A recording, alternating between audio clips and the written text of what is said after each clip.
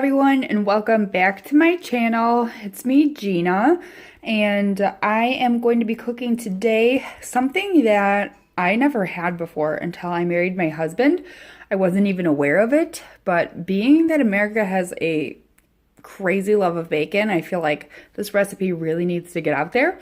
We are going to be making tacos de alambre, which is essentially steak tacos that has bacon, green peppers, and onion on it, or cooked with it, and then it's smothered in a meltable white cheese, and it's served on a corn tortilla. So let's jump right into the ingredients. For this recipe, this probably makes enough tacos for like 3 or 4 hungry adults. We are going to need 1 pound of sirloin steak. You can use top sirloin, or this is petite sirloin. This is what was on sale this week. We're going to need about half of a package of bacon. You're going to need 1 lime. You are going to need 2 green peppers, or 1, or whatever your preference is. Really, it's up to you. But I'm going to use 2 because we really like peppers. We're going to need 1 whole white onion. We are going to need a good white melting cheese.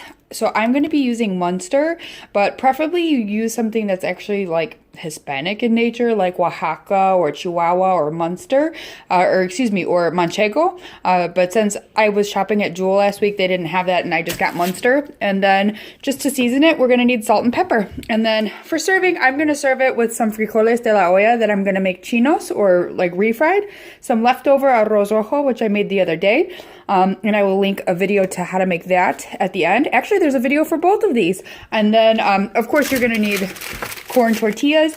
And if you're in the Chi-Town area, please get El Milagro tortillas. Don't buy some other garbage. So let me go ahead and get set up for our prep. As always, you got to start off with washing your meat. I like to sprinkle it with coarse Himalayan sea salt and kind of exfoliate the meat and rinse it off. And then after you dry it thoroughly, go ahead and cut your steak into bite-sized pieces. And a personal tip, whenever I'm cutting meat into thin slices or small pieces, I don't defrost it completely. You leave it slightly frozen because it's much easier to slice. You don't have to do any of that like ripping and a tearing, sawing motion that, I don't know, personally, meat kind of grosses me out.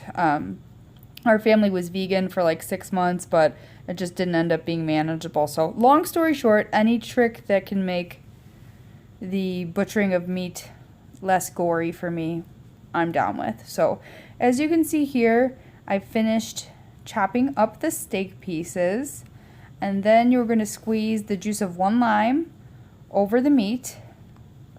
And this lime was like super duper hard to squeeze, so I ended up having to bust out my handy dandy citrus juicer, my bobber. So there's that. And then we add some salt and some pepper and mix everything up nice and thoroughly. And we're just going to actually set this to the side. But I did neglect to mention Hugo Magi. I'm going to go ahead and add that into the bowl here, but I will talk about that more in the next section, so don't forget to perk your ears up there. And then lastly, we're going to go ahead and just prep our vegetables. So trim your green peppers into small pieces. I do highly recommend that you make pretty small pieces because they are going to go in the pan towards the end of the cooking, and we do not want to overcook the steak waiting for the peppers.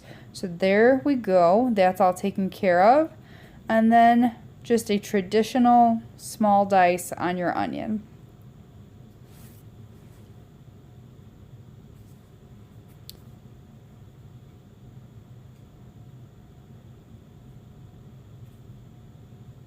Get everything put in the bowl and set off to the side. And lastly, we have our bacon. So I just leave the pieces together and run the knife down the length of the bacon. I would say probably 1/2-inch pieces, and then we're done. Alrighty, folks. So the first step is to get your bacon on its way to crisping up. I tossed a little bit of oil in here just because I have stainless steel pans and like everything sticks to them. So you don't have to do that if you have nonstick pan, you can just put your bacon in the pan when it's cold and then put it on a medium heat, and it will release enough of its own fat in the pan by the time it heats up that you won't need to put any oil. So that's a fun tidbit. And then we have, just to recap our ingredients, this is our steak, and it's sitting over here in the juice of 1 lime with some salt and pepper on it. And I did forget to mention in the ingredients that if you have it, you can add jugo magi, which is basically like, I don't know, like a Mexican Worcestershire sauce, kind of. It just adds extra umami flavor, like beef flavor to it. So I added a little bit of that there. And then we've got our chopped up peppers and onions here to the side. I will be back in a few minutes when when this bacon is ready to go for the next step.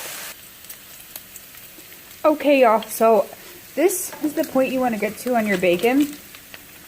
Trust me, I'm a fan of crispy bacon. Like, I do not like chewy, ooey gooey bacon, but since we're going to be continuing to cook this bacon and we're not removing anything from the pan, this is where you want to be. So basically it's about turning light brown around the edges. It's starting to kind of crisp up, but not how you'd intend on eating it. And now we are going to add our beef to the pan. That's so gross. And get everything nice and incorporated and mixed around. And we're going to brown off this beef and the bacon fat along with the bacon while everything continues to crisp up and get nice and yummy. And I will be back when we are ready to make the next addition of the vegetables, which I know it sounds weird that we're going to be adding the vegetables in last, but if you think about it, if we would have added the vegetables first, we would have needed to remove them because they would have overcooked. And if we would have added the vegetables, say, after the bacon, they would have like rehydrated the bacon and it wouldn't crisp up very well at that point. So we're just going to add them in at the end and kind of flash fry them. And then as a side note, I've got my beans frying over here in my oil. I cooked these yesterday in my Instant Pot. About to start ready mashing these up. This will be one of our side dishes. It's one of our favorite things, but we actually don't eat it that often because the oil makes it fattening. So anyways, I guess I'm just talking over here. I will be back when this is browned and ready to go. Popped back on to show you this for a second. So some of you might have the same problem. I don't have a very large skillet. This is maybe a 10-inch, and this should be cooked in a larger skillet. So because there's not enough space for the meat to brown, and then like all of the liquids that drain off, they don't evaporate properly, so it creates this kind of like liquid here. I'm going to go ahead and drain off most of this and let the meat brown for a few more minutes so it gets more of a caramelization on it, and then I'm going to go ahead and add in our veggies. So I just wanted to mention, like, if that ever happens to you, it happens to me all the time when I'm cooking chicken as well, go ahead and drain that stuff off. Okay, so that is looking better. You do want to have a little bit of liquid in the bottom because that's just fat, you know, so you don't have to add any more oil for the veggies. So I'm going to dump our green peppers and onions. And I actually did only end up using 1 green pepper because it was pretty huge. So this is just 1 green pepper and 1 white onion, but you could use a yellow onion. If you're feeling crazy, you could use a red onion. Just use what you have on hand. Like, a lot of people think cooking is unaffordable, or excuse me, not as affordable as it is, because they feel like they have to go out and purchase like all these specialty ingredients all the time, or like, oh, I don't have red onions, I have a whole bag of white onions. Like, just use up what you have and don't throw food in the garbage. So we're going to go ahead and leave this at a medium heat. I'm probably going to toss a little bit of more black pepper on it and then possibly some salt towards the end. But we do have the bacon in here, which does add salt to it. So we are just going to be looking for the onions and the green peppers to start getting cooked down before we add our cheese. And then, little side shot, those are our beans, and oh boy, do those look good. Like, that's the real deal right there, boy. It's the real deal. Our beef has finished cooking, and I've actually added black pepper to this twice while cooking, And I threw a little garlic powder in there because I was feeling crazy. But the way you're going to know that your beef and your veggies are done are obviously the onions are translucent. They don't stand out from the color of the rest of the dish anymore. And then when you hear crackling like that, and you can draw a line through the center of the pan and there's no liquid anymore, you're good to go. So the peppers have cooked down. We're developing nice caramelization on the bottom of the pan.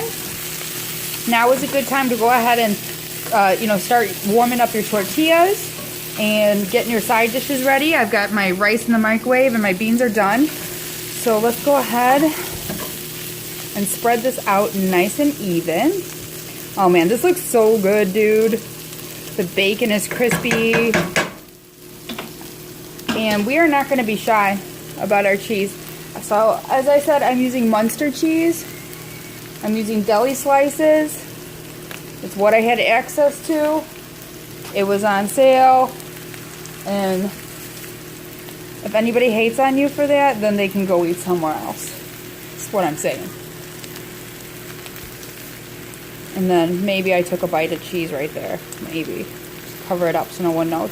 Alright, I'm going to turn the heat off and put the lid on this while I warm up my tortillas. And that is it for the recipe. I will be back with our served up plate.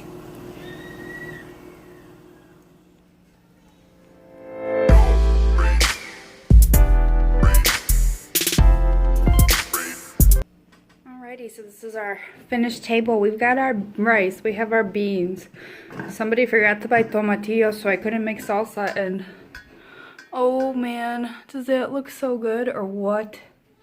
I'm gonna go ahead and get everybody's plate served up, but I just wanted to show what it looked like before they got all mixed up. Here is our finished plated product.